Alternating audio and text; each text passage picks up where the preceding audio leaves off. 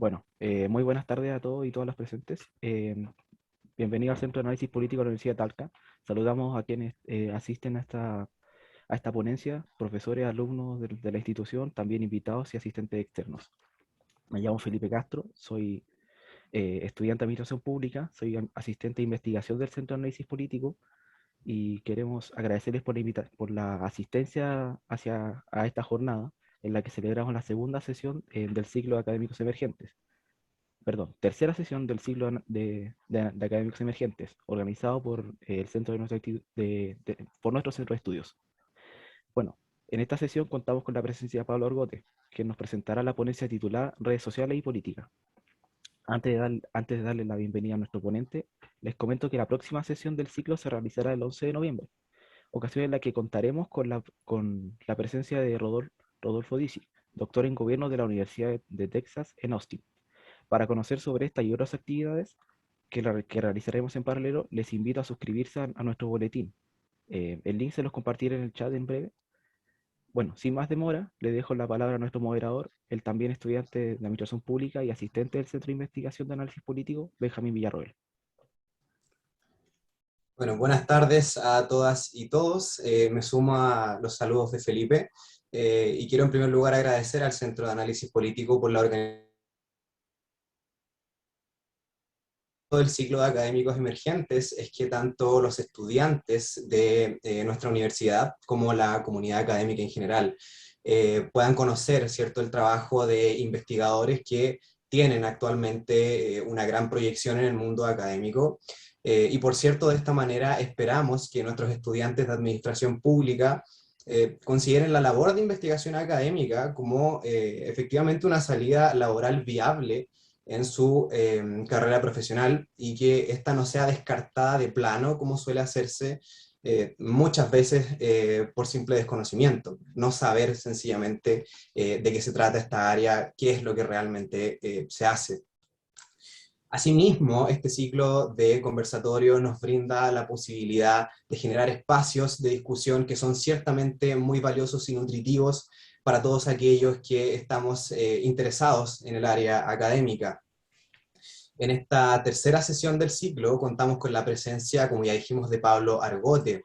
Pablo es sociólogo por la Universidad Católica de Chile, es también maestro en Administración Pública por la Universidad de Nueva York y es actualmente candidato a doctor en Ciencia Política por la Universidad de Columbia. Muchísimas gracias, Pablo, por acompañarnos el día de hoy. En breve dejaremos que tú de primera fuente le cuentes a nuestros estudiantes respecto al resto de tus actividades profesionales y también, por cierto, académicas. La estructura de este conversatorio es básicamente como sigue. Tenemos una primera sección de 5 a 10 minutos en la que Pablo nos va a contar sobre su carrera y su experiencia académica, para luego pasar a una segunda sección de aproximadamente 20 a 25 minutos en la que él nos va a presentar su ponencia, que como ya dijo Felipe, se titula Redes sociales y política. Finalmente vamos a tener un espacio de aproximadamente 20 minutos para las preguntas y la posterior conversación que se podrá generar a partir de ellas. Preferentemente nos pueden hacer llegar sus preguntas a través del chat. Yo se las voy a ir haciendo llegar a Pablo respetando el orden en que vayan llegando, y también, si así lo prefieren, si se sienten más cómodas y cómodos, pueden ir levantando la mano y yo les voy a ir dando el pase para que le puedan hacer la pregunta a Pablo a micrófono abierto. Bien, sin nada más que agregar, para no quitarle más tiempo, por supuesto, a nuestro invitado, le entrego la palabra. Adelante, Pablo. Perfecto, muchas gracias. Voy a poner la presentación, esperar un segundo. Ok.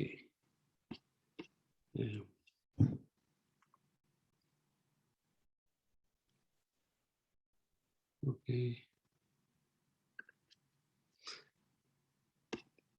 ¿Todos ven la presentación? Perfecto. Bueno, primero agradecer la invitación. Muchas gracias por darle la oportunidad a académicos jóvenes, como se llama el ciclo, y encantado de presentar mi trabajo y también contarles un poco de mi experiencia académica, etcétera, tal como describían anteriormente. Ok, me pidieron que hable un poco de mi trayectoria, digamos, o experiencia académica.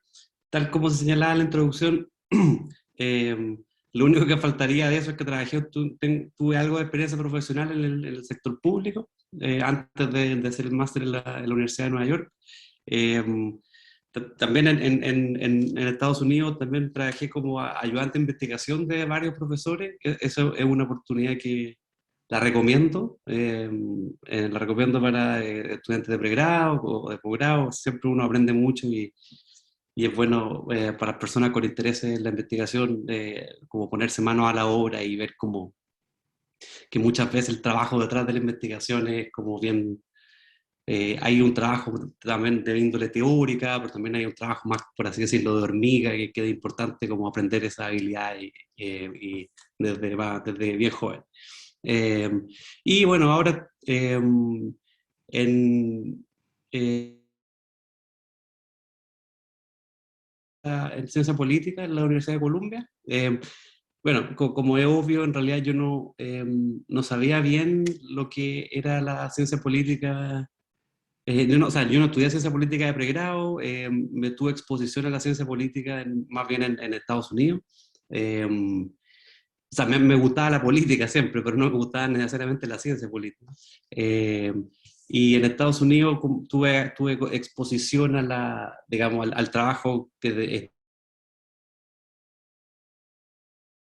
digamos, intenso y es bien, hay muchas herramientas que se están desarrollando actualmente y hay muchos datos disponibles. No sé si hay gente que le interesa como, hay sitios web que hacen, digamos, proyecciones de las elecciones, de una serie de temas, utilizando muchos datos disponibles, que eso también es muy estimulante. Pero en Chile también es bastante avanzado en términos de uso de datos, también el CERVEL o otros organismos publican datos bastante desagregados, cosa que es bueno. Eh, pero encantado de, no sé, si hay alguien que le interesa estos temas, si le interesa la investigación, no sé, quiere algún tipo de consejo, qué sé yo, encantado de conversar más sobre eso. Eh, pero prefiero más hablar de mi investigación que de mí, en realidad.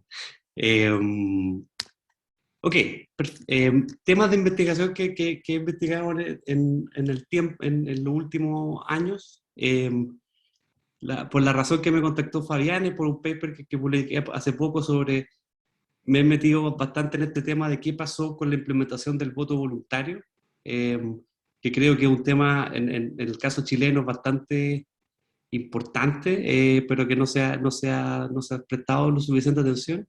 Eh, la implementación del voto voluntario, bueno, cambió el electorado de forma bastante radical, votó mucho menos gente. eh, por alguna razón había una especie de consenso en la clase política sobre las virtudes del voto voluntario, pero como muchas reformas que se han hecho, no hay tanta, digamos, reflexión al respecto. Eh, y para mí por lo menos, esto es una buena forma de hacer investigación. O sea, esto es lo que se podría llamar un experimento natural. O sea, pasa algo en el mundo, hay un cambio en una ley, que genera un choque importante y uno puede ver las consecuencias de ese choque. Eso es una forma que a mí me apela bastante. Eh, bueno, pero el voto voluntario ha sido un cambio, un tema que he explorado, que tengo publicaciones al respecto. Eh, a ver, un ejemplo concreto, o sea, con el voto voluntario vota menos gente, digamos, cuando vota menos gente tienen más relevancia, no la gente más de centro, por así decirlo, sino que pueden tener más relevancia relativa, qué sé yo, postura un poco más extrema, o se podría ganar elecciones con postura un poco más extrema. No sé si les suena conocido ahora, quizás. Bueno, también tengo otra investigación con otros coautores que es como ver a quiénes responden los políticos en el Congreso. O sea, los políticos en el Congreso podrían responder a su electorado, a su partido, a su gobierno, etcétera, si a alguien le interesa. Y ahora último estoy investigando sobre inmigración, en el fondo del efecto de la inmigración en las actitudes políticas de las preferencias electorales. Y en mi tesis ahora estoy trabajando en este tema de las redes sociales, pero en particular de cómo las redes sociales afectan las élites políticas, es decir, los parlamentarios, la gente que está en el gobierno, los políticos, digamos, de alta alcurnia. Y eso es básicamente lo que he hecho en mi trayectoria académica. Espero terminar mi tesis sobre redes sociales y política pronto, el próximo año, y luego probablemente seguir con este tema porque, bueno, es muy relevante y falta mucho por hacer. Voy a hablar un poco más de eso en lo que sigue. Perfecto. Si hay alguna pregunta, me dicen, o bueno, o el moderador sabrá cómo moderar cuando se hace la pregunta. A ver, ¿cuál es la motivación de mi... bueno, valga decir que en esta presentación voy a hablar de este último tema, las redes sociales y la política. ¿Cuál es la motivación de este tópico?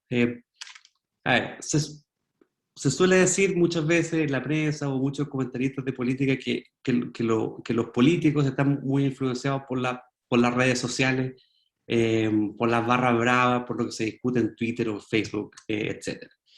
Entonces yo me pregunté, bueno, ¿por qué pasaría eso? En realidad, los políticos no son personas irracionales, digamos. Los políticos son personas que actúan estratégicamente, son personas que se juntan y desarrollan planes para ganar elecciones, para ser reelectos, etc. Entonces, cuando se dice esto, muchas veces se piensa como que están cometiendo un error, como que están haciendo algo que no es correcto. Bueno, puede que no sea moralmente correcto, pero es extraño que estuvieran haciendo algo irracional. Entonces, por lo tanto, hay que pensar qué beneficio le puede traer a un político de prestar atención a redes sociales.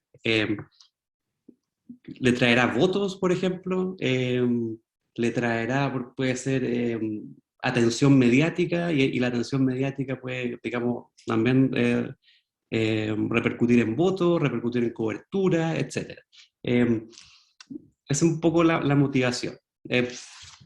A ver, pero sí, la gente que estudia ciencia política pensará, bueno, esto no tiene mucho sentido porque,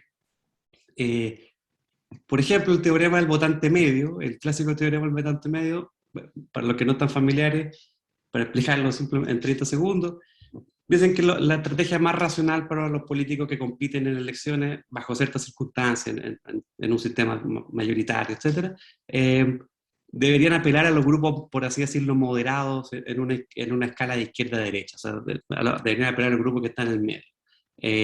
No, digamos, prestar mucha atención a las redes sociales, porque las redes sociales, no todo el mundo está en las redes sociales. Hay gente con características bien particulares. Después podemos hablar más de eso. Alguien me preguntará cuáles redes sociales. Sí, efectivamente Twitter es distinto a Facebook, es distinto a Instagram, etc. Este es un tema es un tema que quiero estudiar en el futuro. Pero, como decía antes, bueno, pero en Chile, o bueno, en otra parte, pero en Chile en particular, no necesariamente uno gana una elección con el votante medio, por así decirlo. Tenemos un sistema de voto voluntario donde vota menos del 50% del electorado en general. La vez que más ha votado gente en Chile en las últimas elecciones fue en la elección del apruebo y el rechazo del 2020, donde votó el 51%. Pero la elección presidencial del 2017 votó el 45%. En la elección de la Convención Constituyente votó aproximadamente el 42%. Que gane, digamos, a través del votante medio, sino que uno puede ser un candidato competitivo si gana apelando a grupos minoritarios y motivados. Y ahí pongo Kast, por ejemplo, porque él es un ejemplo claro de esto. Esta idea como que en la literatura se llama extremismo estratégico, digamos que, que en el fondo es como en qué circunstancias es conveniente para un político ser extremista. Y ha sido desarrollada teórica y empíricamente por la literatura en Estados Unidos, analizando, qué sé yo, por ejemplo, el Partido Republicano, etc. Y a mí me parece interesante como vincular esto a las redes sociales porque muchas veces, muchos de los usuarios, de la gente interesada en política en redes sociales, son, por así decirlo, más politizados y quizás más extremos que el resto de los ciudadanos, pero al mismo tiempo más activos políticamente. Es más probable que voten y que participen. Entonces, me parece que es una buena forma de analizar este tema. Un segundo. Perfecto, entonces en el contexto chileno me enfoco en... Perdón, ok, perdón, se volvió loco esto. En el contexto chileno me enfoco en dos temas. Uno, quiero constatar si es que efectivamente los parlamentarios, diputados, después puedo explicarle bien por qué diputados, efectivamente prestan atención a las redes sociales. ¿Y cómo veo esto? Veo diferencias, veo si por distrito si hay diferencias en acceso a Internet. Y también lo que me interesa ver es qué efecto tiene el hecho de que los parlamentarios presten más atención a las redes sociales. ¿Genera efecto en su comportamiento? ¿Se vuelven más extremos? ¿Se vuelven, digamos, populistas? Qué sé yo, se ponen a apoyar el cuarto retiro por las redes sociales o no, etcétera. Ese tipo de preguntas me interesan. En esta presentación voy a hablarle más de la pregunta 1, porque si no lo voy a invadir mucho con información. Pero encantado de explicarle otras cosas. Por lo tanto, me voy a enfocar más en esta idea, si es que los parlamentarios prestan atención o no a las redes sociales. Ok, solo... si me dicen, si estoy bien con el tiempo, solo para hacer un breve repaso de la literatura en esta área. En general, solo para decir una cosa, la literatura de esta área es bien emergente. Como ustedes pueden ver, estos papers que cito acá son en general recientes, y en general se enfocan más bien no en los políticos, se enfocan más en los votantes. Es como, por así decirlo, si es que las redes sociales generan cámaras de eco, discurso de odio, polarización. Esos son como los temas más que están en boga en este minuto en la literatura, pero hay mucho por hacer, y enfocarse en elites políticas es menos común. Por eso yo creo que mi contribución a eso está en esa área. Ok, entonces... aquí muestro un mapa con la siguiente información. Perdón. Ok. ¿Cómo veo esto empíricamente? O sea, porque acá necesito variación en acceso a Internet, variación en uso de redes sociales, etc. Ok, entonces aquí tenemos un mapa de Chile que muestra esto. Básicamente estos puntos negros son acceso a 3G, a Internet 3G. Entonces esto fue el año 2011, en donde básicamente muestro que hay claras diferencias entre comunas, y no solo entre comunas, sino que dentro de cada comuna, en acceso a 3G. Por lo tanto, tenemos algunas variaciones, y el 3G ciertamente afecta el consumo de redes sociales. Tengo información de esos, pero eso está bastante probado. Mucha gente consume redes sociales a través del celular, etc.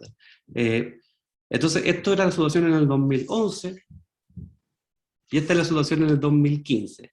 Bueno, los mapas me pueden decir que se ven casi igual, pero en el 2015 hay más puntos negros. O sea, el punto es que ha subido el consumo, el acceso a Internet, y eso podría explicar, qué sé yo, un alza también en el consumo de redes sociales.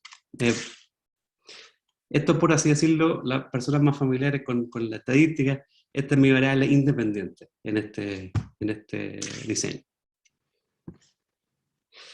Ok, que esta tabla con muchos números, básicamente lo que está mostrando es la actividad en Facebook de los políticos en Chile durante el mismo periodo.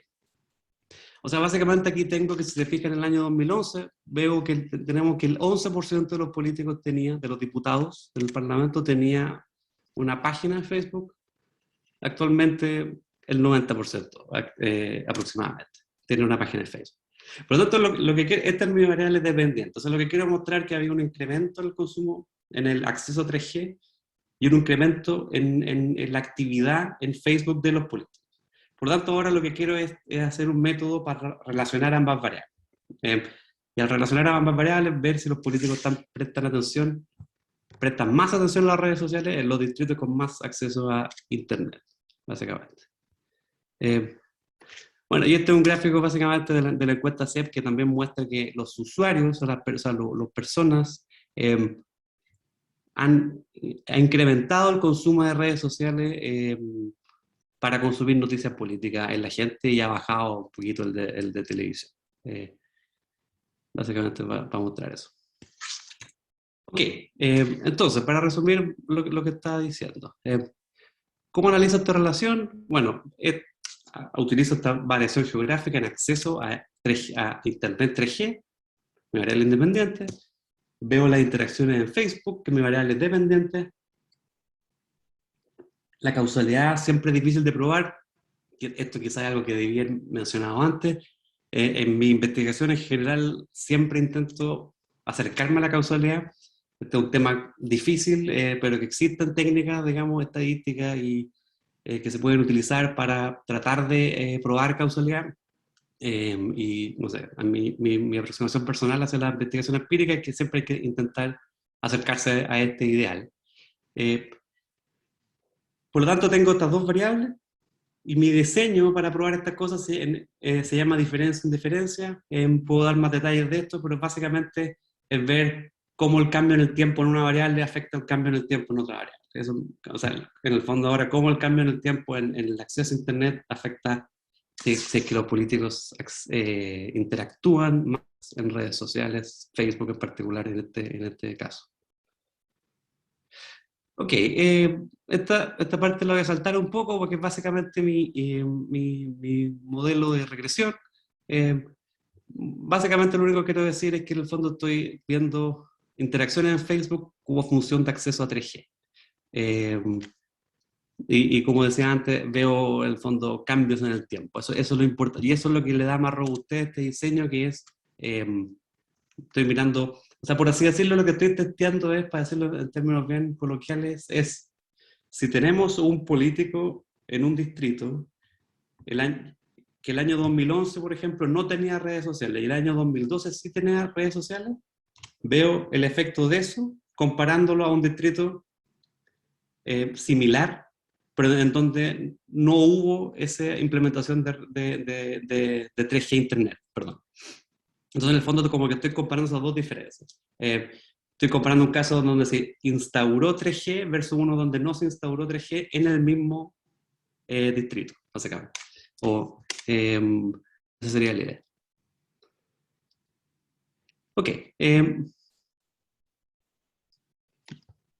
¿Y por qué pongo énfasis en esto? Porque en el fondo, si solo quisiera comparar distritos que unos tienen redes sociales y otros no, en el mismo momento del tiempo, eso no sería muy riguroso porque en el fondo tales distritos van a diferir en muchas otras características. Entonces, en el fondo, el efecto causal no sería por el acceso a Internet, sino por otros motivos. Quizá en esos distritos hay gente con más población, tiene más población, etc.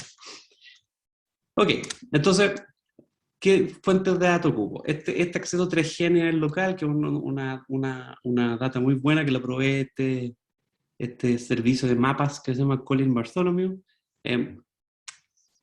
Las interacciones en Facebook las obtengo de esta plataforma denominada CrowdTangle.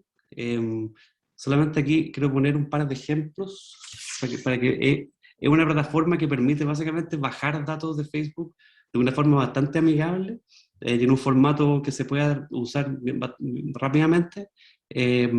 Datos de Facebook, ¿a qué me refiero? Me refiero a likes, a performance de algún posteo, cuánta gente respondió, una serie de datos cuantitativos de cada posteo de Facebook. ¿Y aquí les quiero mostrar CrowdTangle? Ya, por ejemplo, aquí, esto es una lista de políticos chilenos, y aquí sale un listado, una especie de ranking de quién tiene más interacción. Entonces acá ustedes ven que Parisi ha tenido 500.000 interacciones en la última semana, José Antonio Kast tiene bastante, y acá está el resto. Entonces esto es bastante impresionante porque uno ve cómo los políticos, digamos, se actúan a través de las redes sociales. Vuelvo acá. Concretamente, por ejemplo, acá hay un posteo de Boric en CrowdTangle, de acá me dice, acá abajo, cuál ha sido la performance de este posteo, si le digo bien o no, etc. Y después uno puede bajar todos estos datos, y solamente para para que no se enojen personas de uno u otro lado, acá tengo uno de Cast, que también, que acá se ve que este tiene como mejor performance, qué sé yo, y acá pone su franja, etc. Entonces, sí, se puede acceder al CrowdTango, entiendo que uno requiere algún patrocinio, algún académico, qué sé yo, pero es muy una muy buena fuente de datos. Bueno, y acá tengo otros datos del survey, de la KCM, etc., para hacer mi estimación. Ok, solo para... ¿qué significa esta tabla? Aquí lo que encuentro es básicamente que efectivamente los políticos en los distritos que hay más 3G,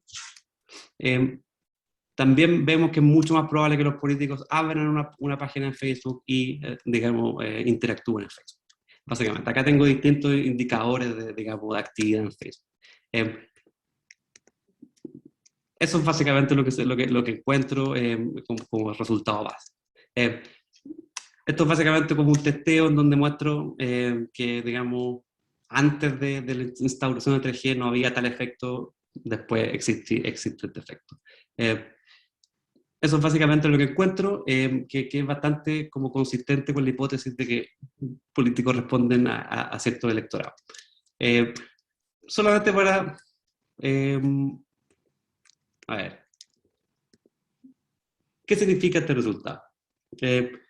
Bueno, significa básicamente que cuando los políticos, cuando el electorado de un político tiene más acceso a Internet y que eso probablemente hace que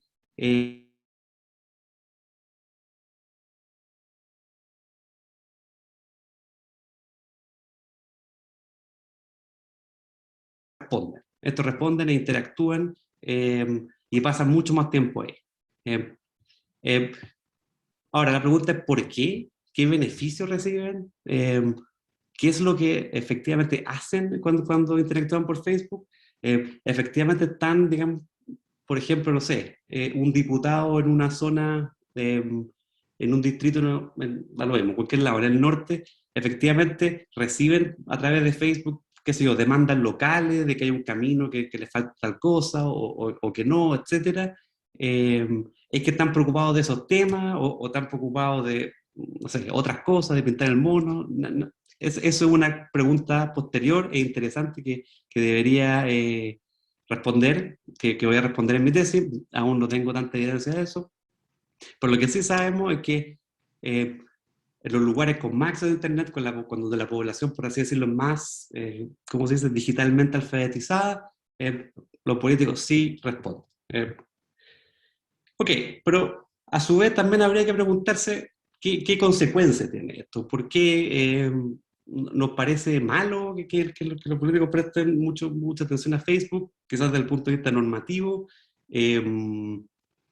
Generará populismo, o sea, generará que los políticos, digamos, respondan a demandas de grupos específicos y no al bien común. Generar cámaras de eco entre el político que digamos que creen que la población tiene ciertas inquietudes cuando en realidad la mayoría no las tienen. Esas son preguntas muy legítimas, muy importantes. Bueno, ¿para qué vamos a hablar del tema de las noticias falsas y de los bots y de la cantidad de cosas que ocurren en las redes sociales?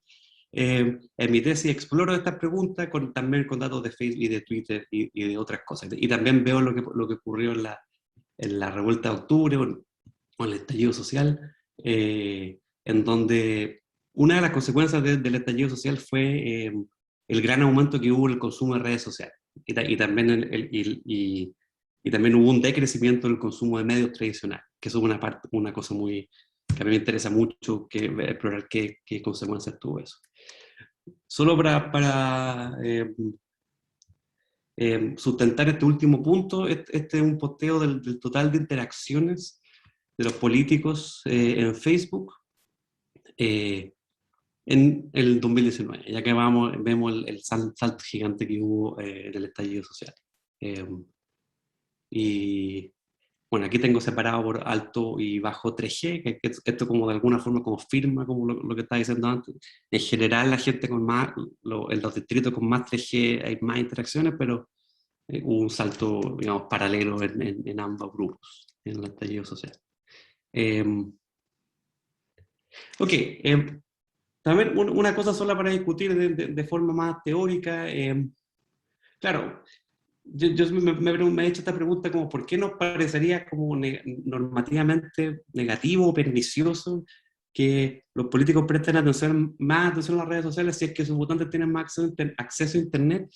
En realidad, a ver, este es un mecanismo normal de la democracia. En la literatura, en ciencia política se denomina accountability, o sea, es como que los políticos como que le rindan cuenta a su electorado, como que respondan a las características de su electorado, y si su electorado está en Internet todo el día, bueno, ellos también van a estar en Internet todo el día. O sea, se podrían analogar a otras situaciones si el electorado, no sé, por ejemplo, si uno podría decir, el electorado de algún distrito, las personas van mucho a la junta de vecinos y ahí como que explican sus problemas, porque los políticos quizás van a estar ahí, porque, bueno, de esta forma obtienen votos, etc. Solo me gustaría como, nada, simplemente proponerle la pregunta de como qué cosas, pros y contras podemos ver de este mecanismo. Y bueno, una parte de la respuesta es que quizás hay mucha barra brava en Twitter o en Facebook, hay personas, como por así decirlo, malintencionadas. eh, sí, en los medios tradicionales también hay personas malintencionadas, o sea, por así existen diarios sensacionalistas, tampoco esto es algo tan nuevo, digamos. Siempre ha existido cierta tendencia hacia la mentira, ya sea, digamos, eh, en otros medios. Eh, También, otra pregunta que me surge, esto, ¿tiene algo de malo que los políticos del fondo se comuniquen más por redes sociales que por otros medios? Como que en general cuando se comunican por Instagram o por Facebook, en general como que ellos ponen lo que quieren decir, no tienen mucho, o quizá alguien les responde, etcétera, pero no que sean interpelados por un intermediador, por ejemplo, un periodista, etcétera, que eso es lo que ocurre en la comunicación política en medios tradicionales. Eh, y bueno, y también los invito a pensar qué otras consecuencias puede tener esto para el futuro. Eh, y eso es básicamente mi presentación. Cualquier pregunta, encantado de discutir. Muchas gracias, Pablo, por compartirnos parte de tu historia académica, profesional, parte de tu experiencia y, por supuesto, tu excelente ponencia y hallazgo, ¿cierto?, sobre la masividad del 3G y su vinculación, ¿cierto?, con la probabilidad de que los políticos, ¿cierto?, accedan a las redes sociales. Estamos seguros de que todo esto va a ser muy enriquecedor, ¿cierto?, para nuestros estudiantes y para la comunidad académica en general. Vamos a dar paso ahora a la sección de preguntas, ¿cierto? Felipe está levantando la mano. Yo voy a aprovechar de dejarte una pregunta planteada para para que Felipe pueda abrir el micrófono. Hablábamos, ¿cierto? El principal hallazgo tuyo, Pablo, es que donde hay más cierto acceso o masificación del 3G, es mucho más probable que los políticos tengan más acceso a las redes sociales y por tanto le presten más atención a lo que se está hablando. Mi pregunta es, ¿cómo influiría esto en los resultados electorales? ¿Has accedido a algo de literatura al respecto? Le doy la palabra a Felipe para luego pues, pasemos a las preguntas que están en el chat. Bueno, muchas gracias, Benjamín. Muchas felicitaciones, Pablo. Una ponencia bastante interesante, sobre todo, primero que todo, entrando ya en el carnaval, digamos así, electoral. Ya estamos con franja, de hecho, en este momento está empezando la franja. Eh, en una época en la que además las redes sociales explotaron en interacciones a partir de la pandemia. No, la campaña electoral ahora va a variar mucho en ese sentido. Las redes sociales van a ser fundamentales porque la presencialidad se va a ver un poco alterada, pero como ya estamos un poco saliendo, un poco, ya al menos hay vacuna, quizás es un terreno que se está explorando poco a poco. Bueno, mi consulta va en el área de los bots, porque tú los mencionaste en un momento. Me quedó la duda. Si pudiste distinguir el comportamiento de los bots en las interacciones de Facebook? He sabido que las redes sociales están no plagadas quizás, o quizás sí, eso ya es un debate algo abstracto, pero ya se ha visto que hay muchas interacciones de bots y que son circulares, en el fondo unos se responden entre otros. Eh, ¿Estos han favorecido a algún sector? ¿Han orientado a algún distrito? ¿Han tenido algún comportamiento específico? Me gustaría que nos contara sobre eso un poco. Nuevamente, las felicitaciones por tu ponencia, que ha sido bastante entretenida, de hecho.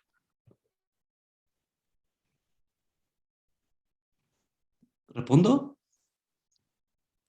Sí, o sea, no sé si prefieres que responder primero las preguntas a micrófono abierto y después te hacemos las del chat, o si prefieres por separado, como tú prefieres y te sientas más cómodo.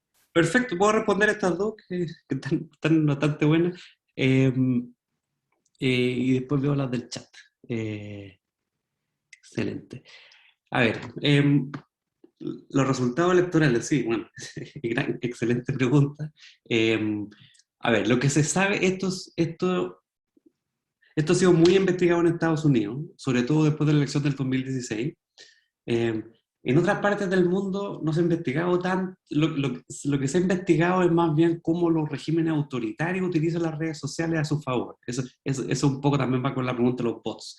Se ha estudiado mucho en Rusia, en países de Europa del Este, y entonces son como, en el fondo, la pregunta es como, claro, es como cómo las élites políticas usan las redes sociales a su favor, y eso me parece muy interesante. En Estados Unidos, lo que puedo responder es que lo que se sabe de la elección del 2016 es que hay investigación sobre esto. A ver, la mayoría de las noticias falsas sí era de seguidores de Trump. Los seguidores de Trump sí se compartían mucho más noticias falsas que los de Hillary Clinton. Y claro, o sea, ver qué efecto tuvo eso en la elección es difícil. Lo que sí se sabe es que ellos eran mucho más activos en esto, y también puedo añadir otro pedazo de información. También en Estados Unidos existe un canal de noticias muy tendencioso que se llama Fox News, que también hay cierta investigación sobre esto, y ahí sí se han encontrado efectos electorales. O sea, gente que ve eso todo el día, sí va a propensa a votar en los sectores más de extrema derecha en Estados Unidos, por así decirlo.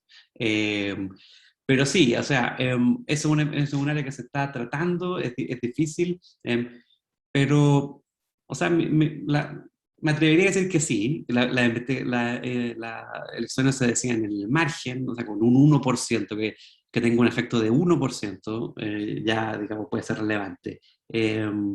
Pero, si quieres puedo, digamos, mandarle algún paper de Estados Unidos que vea este tema, pero en general, de todas maneras, algo influye. Sobre los bots, claro, sí, en general, si uno baja de estos datos, qué sé yo, uno filtra los bots como uno los ve, porque como que se nota, son personas que tienen pocos seguidores, son cuentas nuevas, no tienen fotos, etcétera. Pero es difícil distinguirlo. Ahora, esta plataforma de Facebook, afortunadamente, es como que solo baja la información de la cuenta del político. En Facebook probablemente hay menos bots que en Twitter, me atrevería a decir, o quizás me equivoco, pero probablemente hay menos bots que en Twitter. Y esto es una cosa interesante. En Facebook, eh, la data que te entrega Facebook está un poco limpiada, porque, o sea, baja, es como que pasa por una plataforma de Facebook. Eso es positivo, o sea, no es como como tan difícil de limpiar. Y me atrevería a decir que en Facebook actualmente es una cosa de una naturaleza totalmente distinta que Twitter. O sea, en Facebook, por lo que he visto, o sea, hay mucha más interacción a nivel local. La discusión de Twitter es una discusión nacional, digamos. Todos los hashtags, los trending topics son todos temas de la elección, qué sé yo, la acusación al ministro, qué sé yo. En Facebook son cosas más locales, como que la gente se dirige al parlamentario por temas más específicos. Pero la pregunta específica de los bots, ¿Facebook limpia algo de los bots? En la base de datos de Twitter es algo que tengo que percatar, es algo que tengo que analizar. Así que gracias por el comentario. Bueno, gracias Pablo por tu respuesta. Pasamos entonces a las preguntas que nos han dejado nuestros asistentes en el chat. Aquí te pregunto nuevamente, ¿prefieres que te las haga llegar todas de una vez y tú me las respondes al final todas, o prefieres que te las haga llegar de una? ¿Cómo te sientes más cómodo? Todo de Todas una vez. Ya, perfecto. Mira, primero nos pregunta Eduardo Contreras, nos hace dos preguntas que son más o menos respecto a tu experiencia personal, digamos académica, que es, nos pregunta, ¿cómo llegaste a estudiar a USA y cómo es el tema de becas? Luego, Emilia Yáñez pregunta, ¿los temas de estudio dependen del financiamiento o de quién financia? Después la misma Emilia pregunta, igual sería difícil saber cómo impacta o no. Yo creo que, si mal no recuerdo, Emilia se refería a cómo impacta la variable independiente en la dependiente, si no me equivoco se refería a eso, que fue cuando tú hablabas del tema de la causalidad. Y Emilia también pregunta, ¿cómo calculaste los likes y todo eso que aparece en la diapo 10? Perfecto. Esas son las preguntas del chat, Pablo. Excelente. La pregunta, para responder en orden la pregunta de Eduardo. El doctorado en Estados Unidos es financiado 100%. Entonces, la universidad básicamente te beca. Aquí también estoy respondiendo un poco a la segunda pregunta. No hacia el máster, el máster no es financiado, pero el doctorado en Estados Unidos es financiado 100%, y en realidad y los temas en realidad no dependen de tu financiamiento. Mira, esto sí, en realidad es una buena pregunta, porque en ciencias sociales en general existe, sobre todo en Estados Unidos, existe bastante libertad para el alumno o el estudiante para investigar. No así, por así decirlo, las ciencias naturales, que en general los doctorados uno se une a un laboratorio de investigación y uno hace básicamente lo que en lo que está trabajando el supervisor o supervisora. En el Reino Unido o en partes de Europa, en general, ahí es distinto. En general, las ciencias sociales ahí sí existe este modelo más del supervisor. Y aquí voy con esto. ¿Y por qué ocurre esto? Bueno, porque el modelo norteamericano, de partida tenemos 2 años de curso y después tenemos un examen, etc. Entonces, en el fondo, es como que uno toma los 2 años de curso que te prepara para investigar. En el modelo europeo en general no hay cursos en el doctorado, sino que uno va directamente a la tesis. Y como uno va directamente a la tesis, ahí uno tiene que, digamos, tener un supervisor inmediatamente. Y es el supervisor el que te acepta en el programa. Y la pregunta sobre cómo terminé en Estados Unidos, creo que siempre me ha parecido atractivo como aproximación empírica hacia la realidad de Estados Unidos, como mirar muchos datos, mirar cifras, establecer relaciones, qué sé yo. Y en general la ciencia social en Estados Unidos, todas las ciencias sociales, no solo la economía, sino que todas, la sociología, la ciencia política, incluso la psicología, tienen esta aproximación más cuantitativa hacia la investigación. Y eso a mí en lo particular me atraía, y por eso creo que decidí Estados Unidos. Y en general, claro, alguien podrá pensar que, claro, que se descuida aspectos más teóricos, etcétera. Creo que ciertamente puede haber una tensión en esa disyuntiva, pero en ciencia política debo decir que también todavía existe también la relevancia teórica de las preguntas de investigaciones, es muy importante. O sea, sin eso no hay una contradicción entre como ser teórico y ser empírico, o ser cuantitativo. Como que en realidad el análisis cuantitativo va a ser malo si la pregunta es mala, o no que vaya a ser malo, puede ser técnicamente bueno, pero puede ser irrelevante si la pregunta es mala, o si la cosa no está bien pensada, digamos. Entonces siempre hay mucho énfasis en esa parte, en cómo conectar, digamos, la aproximación teórica del análisis cuantitativo. Esa en verdad, por así decirlo, es el mayor talento de un investigador. A eso, si uno tiene una buena pregunta, puede hacer sentido los resultados. A veces si uno tiene mal, si la pregunta no es buena, a veces uno puede decir cualquier resultado y no saber interpretarlo y no va a alcanzar en nada. Claro, la pregunta de cómo medir el impacto, claro, ese es el principal desafío de la investigación cuantitativa, es cómo sé que los políticos hablan más en Facebook por el acceso a Internet o porque quieren hablar en Facebook, simplemente. Eso es lo que se llama como la causalidad. ¿Cómo sé que el acceso a Internet es lo que causa esto y esto no está causado por otras cosas? Mi respuesta, como bien estadística en este caso, es como esta forma. Voy a volver a mis mapas.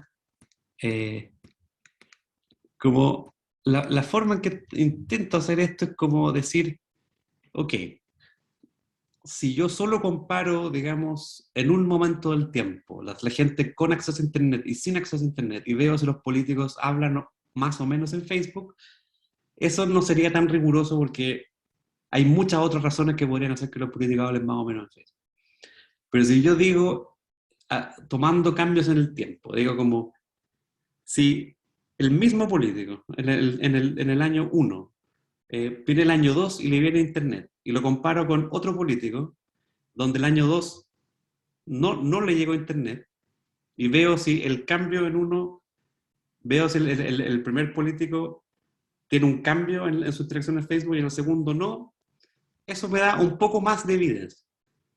Eso es como un poco la idea. Esa es la idea del diseño que está detrás de esto. Eso es lo que se llama diferencia en diferencia.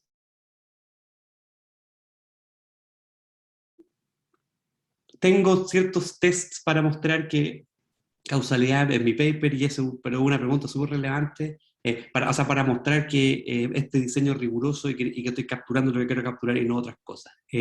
Ahora, en un seminario si alguien quiere como cuestionar esto, es muy válido cuestionarlo y eso es parte de la discusión. Y ciertamente mis supervisores me van a cuestionar el punto que me cuestioné a mí. Así que gracias por la pregunta. Y respecto a la pregunta de cómo calculé los likes, que más o menos que está aquí, claro, o sea, aquí lo que tengo, perdón, que aquí tengo el chat tapándome la tabla, ya. ¿Cómo calculé los likes? El promedio de los likes por año. Básicamente acá agarré todos los likes de todos los políticos y los promedié. Eso básicamente. Claro, entonces pueden ver que ha subido los likes en el tiempo, etc. Y el total de interacciones son como los sad, angry, esa otro tipo de cosas que existen en Facebook. Y shares es básicamente lo que tú compartes la noticia, que esto es una cosa que lo discuto en el paper que estoy haciendo, que aún no sale, esto de compartir es como un compromiso un poquito más allá que poner like, digamos. Puedo poner like una cosa, o en Twitter retuitear es como que estáis más de acuerdo versus un like, que puede ser una cosa menos costosa, una señal menos costosa. Y otra cosa que quizás te he mencionado, usted aquí en este gráfico saqué el logaritmo de las interacciones, porque ustedes pueden ver quizás la escala está un poco rara. Básicamente es una forma de, no sé si sean las personas que han tomado cursos en estadística, pero cuando uno tiene variables que son como números discretos, o sea, como número de likes, puede haber como valores extremos, digamos, y los valores extremos afectan mucho el promedio, entonces uno saca el logaritmo como que, por así decirlo, remueve los valores extremos, le da menos importancia a los valores extremos. Para eso es esto, pero es básicamente lo mismo. O sea, refleja lo mismo.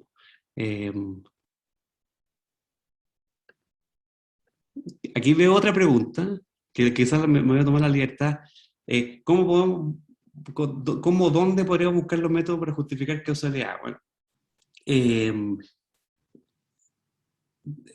feliz mando algún recurso de esto. Es básicamente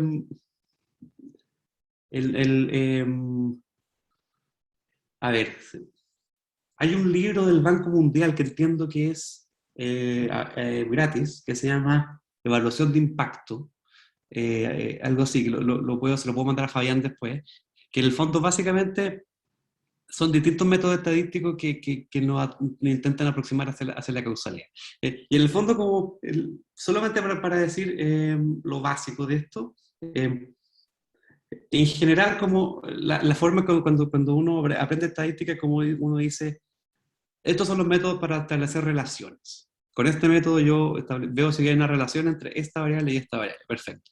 Pero no necesariamente para causalidad. En el fondo, para causalidad, el razonamiento correcto es lo que se llama como pensar en el contrafactual. O sea, pensar en qué hubiese pasado sin ese tratamiento. Tratamiento, digamos, en mi caso el tratamiento es lo que llamo el acceso a Internet. Esto es muy intuitivo, me refiero a lo siguiente. Imagínense que tengo dolor de cabeza y me tomo una aspirina. Y después se me quita el dolor de cabeza.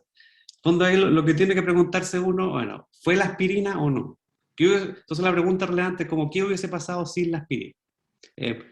Entonces me tendría que clonar, tendría que crear un Pablo 2 y Pablo 1 se toma la aspirina, Pablo 2 no se toma la aspirina y después los comparo.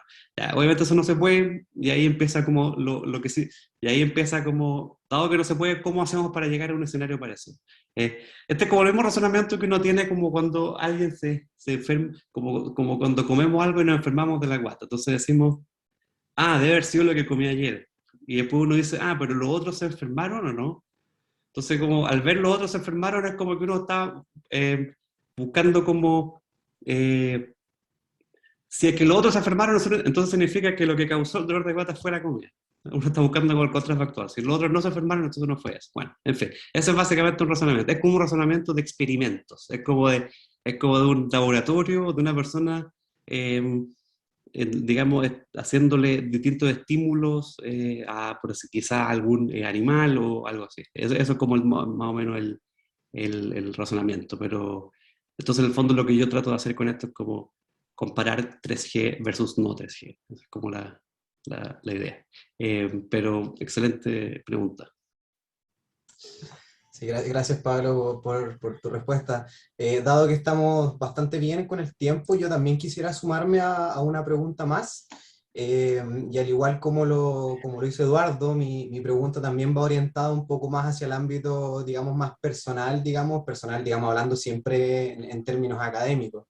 Mi pregunta es, porque me llamó la atención respecto a, digamos, a tu carrera académica, que si bien tú te has mantenido, ¿cierto?, en el área de las ciencias sociales, mi pregunta es, ¿por qué te moviste de sociología? Porque tú primero estuviste cierto, licenciado en sociología, después una maestría en administración pública y ahora, cierto, doctorando en ciencia política.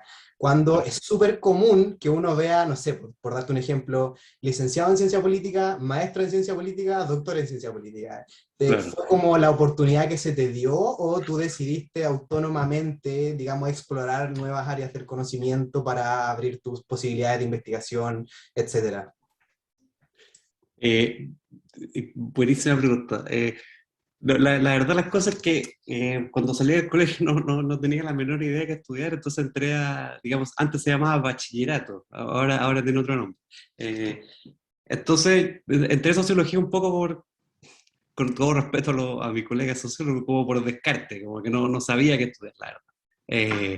Y ciencia política en la católica en esa época no existía, no, perdón, existía, pero solo una entrada a través de bachillerato. Pero era como que estaba menos desarrollada, sociología llevaba más tiempo, ciencia política llevaba menos tiempo. Pero eso por un lado. Entonces, como mi pregrado nunca fue una cosa como, sí, quiero ser sociólogo y esta es como la vocación de mi vida, qué sé yo. Y eso es lo bueno que te ofrecen estos programas de posgrado, que uno puede cambiar de disciplina. Lo segundo es que siempre me ha gustado la política, pero pero nunca como que la concebí como un objeto de estudio, la verdad. Siempre me gustaba como hablar de política, la cháchara de política, ¿no? Y, y, y, bueno, obviamente siempre la seguía y qué sé yo. Pero cuando fui a Estados Unidos, ahí como que me empecé a dar cuenta de que la forma en que se estudiaba, como lo decía antes, me parecía muy atractiva. Me parecía atractiva como esto de preguntarse estas preguntas, hacerse estas preguntas causales, por ejemplo. Que muchas veces como que, claro, ahora cuando uno estudia ciencia política, uno a veces se frustra con los comentarios de los opinólogos políticos que hacen muchos argumentos causales, como Sichel tiene que hacer esto, tiene que tirarse al centro. Y como decía, porque, bueno, Castro se tira al centro y va ganando, digamos, entonces no sé si es muy correcto. Va ganando la Sichel, hermano. Pero cosas así. Entonces me pareció muy atractivo cómo se estudiaba. Y ahí, claro, o sea, por mi esposa, claro, que ella quería quedarse a estudiar un doctorado, entonces yo empecé a ver qué puedo hacer yo, dónde hago un doctorado en sociología, un doctorado cuando estábamos ambos en Estados Unidos. Y ahí básicamente, ahí tuve la suerte de que llegué a trabajar de ayudante de investigación con un cientista político. Me trataba en mi maestría, básicamente. Entonces ahí empecé a ayudarle en un proyecto de comportamiento electoral en algún país, y empezamos a analizar datos de elecciones y relacionarlas con otras cosas, y me pareció muy, muy entretenido. Eh, y ¿cómo se llama? Y ahí, bueno, obviamente de ahí salieron ciertas investigaciones, papers, etcétera, artículos. Y después seguí con esa relación como por un par de años en la Universidad de Nueva York. Y básicamente después él, qué sé yo, y bueno, él me recomendó para yo seguir estudiando ahí también, en Columbia, que también está en Nueva York. Entonces, básicamente, la respuesta corta sería, sociología fue una buena cosa para tener una base sólida en temas de ciencias sociales, pero no era algo no como que la aproximación hacia la realidad de la sociología no me parecía tan atractivo, me parecía más atractivo la aproximación de las ciencias políticas, de pensar en instituciones políticas, en leyes políticas, en comportamiento electoral, más que la sociología que vemos otros temas, digamos, como la cultura, qué sé yo, que son, o las normas sociales, que, bueno, mi esposa es socióloga, así que entiendo más o menos. Eh, y, eh, y en Estados Unidos creo que ya ahí entendí bien cómo se hacía la ciencia política allá, y eso me pareció muy atractivo. Y ahí decidí cambiarme de disciplina definitivamente. Y en el fondo es bueno porque, o sea, claro, antes yo pensaba, bueno, la política me gusta, pero en realidad nunca la voy a estudiar, sino que va a ser como mi hobby. Y ahora es bueno porque me gusta y la puedo estudiar.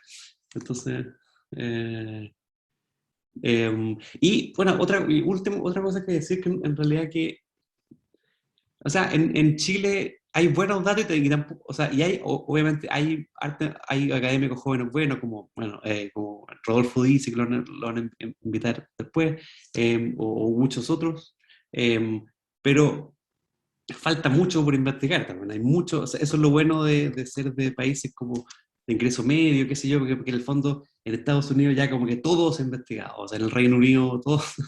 O sea, es difícil encontrar temas tan originales, como que en la América Latina hay muchos como temas por investigar, hay muchos temas interesantes por investigar, no sé, a ver, digo un par, como el tema de la migración venezolana, que ha sido un choque gigantesco para muchos países de América Latina, cuáles son los efectos de eso, eh, el tema, no sé, el crecimiento de la ultraderecha en Brasil, como eso es un tema súper novedoso, en general las ultraderechas son más de Europa, qué sé yo, pero bueno, en Brasil también, bueno, en México también hay otros temas relevantes relativos al clientelismo, etcétera, etcétera. Así que eso es bueno, es una ventaja como ser de Chile en este caso, porque en el fondo hay buenos datos en Chile y al mismo tiempo tampoco hay tanta literatura, por lo tanto hay lugares donde contribuir. Sí, gracias, muchas gracias Pablo. Muy, muy útil también tu respuesta también, ¿cierto? Sin duda podría ser de mucha utilidad.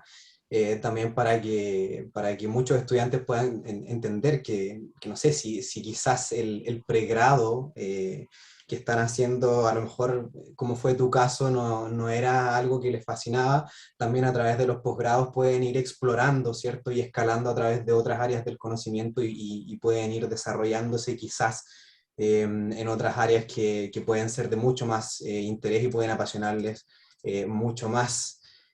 Bueno, ya estamos sobre la hora, ¿cierto? La ponencia de Pablo ha sido interesantísima, al igual que toda la discusión que se ha generado a partir de, como digo, su ponencia y todas las preguntas que le hemos hecho sobre la misma. Muchísimas gracias, Pablo, una vez más por estar aquí con nosotros, por compartir con todos nosotros y por acompañarnos en esta tercera sesión de este ciclo de académicos emergentes. Les recordamos a todos que la próxima semana, ¿cierto? Vamos a tener la tercera sesión del ciclo de conversatorios titulados Mujeres en la Academia, en que vamos a contar con la participación de Lisa Zanotti, quien es doctora en Ciencia Política por la Universidad Diego Portales, jornada a la que desde ya los dejamos a todos invitados. Todos los detalles, como mencionó Felipe, los pueden ver en el boletín del Centro de Análisis Político. Así que muchísimas gracias a todos. Nuevamente muchas gracias, Pablo, y nos veremos en una próxima sesión. Buenísimo. Muchas gracias, Benjamín, Felipe y Fabián, por todo, por la pregunta y la invitación. Chao.